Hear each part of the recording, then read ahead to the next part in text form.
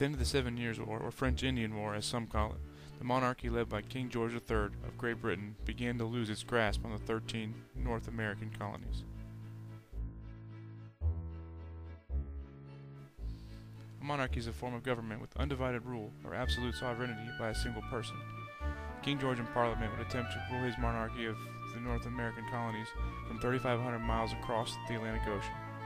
Their first step would be to recover the debts lost in their victory in the 7 Years' War by aggressively taxing the colonies.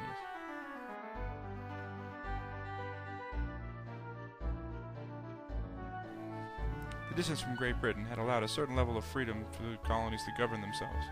This combined with the Enlightenment concepts of social contract, limited government, the consent of the governed, and separation of powers introduced by philosophers such as Thomas Hobbes, Jean-Jacques Rousseau, and John Locke, were driving forces in the revolutionary leaders' push for independence.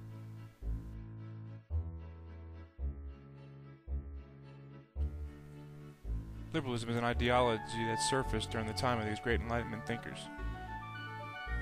Some of the key points in this definition would be the progressive views, the belief in tolerance, and the gradual reform in moral, religious, and political matters.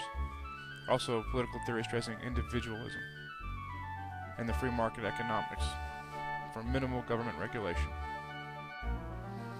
Liberalism became the popular ideology among the colonial leaders and the population as a whole, built on the concepts of natural rights and liberty introduced by John Locke.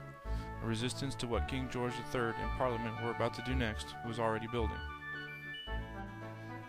The Stamp and Sugar Acts were passed and met with great resistance by the colonists. The colonists did not send representatives to Parliament and had no say in how taxes were raised. This began the argument of no taxation without representation.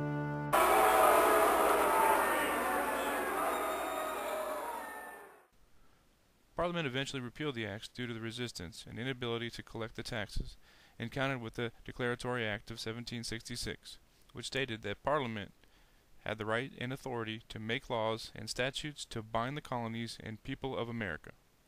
Then they passed the Townshend Acts in an attempt to enforce the right to tax the colonies. The passing of these acts were again met with resistance, and prompted the involvement of British troops. On March 5, 1770, the tension hit a pinnacle when British troops shot and killed 5 civilian men on King Street, an incident that would be forever dubbed the Boston Massacre. As a result of the incident, Parliament revoked some of the Townshend Acts, and in 1773 passed the Tea Act.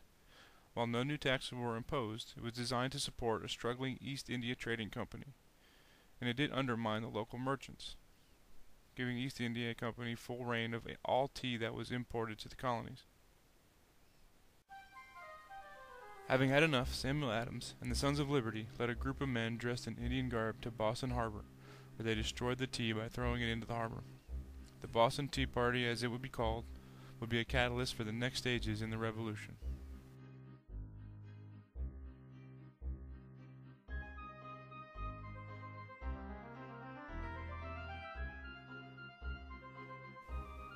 Great Britain would counter with the passing of the Coercive Acts, or the Intolerable Acts to the colonists.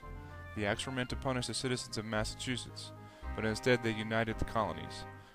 The acts were thought to be a direct violation of the natural rights that Locke spoke of, and would add the final insults that led to the First Continental Congress. The 13 British American colonies were becoming a confederation against the monarchy of King George III. And the First Continental Congress would be the first step.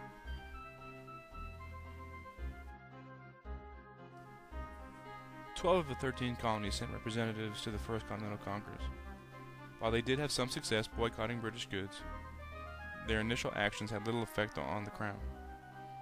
They were, however, successful in initiating the first steps towards democracy. The steps would continue with the Second Continental Congress and the training of the militia.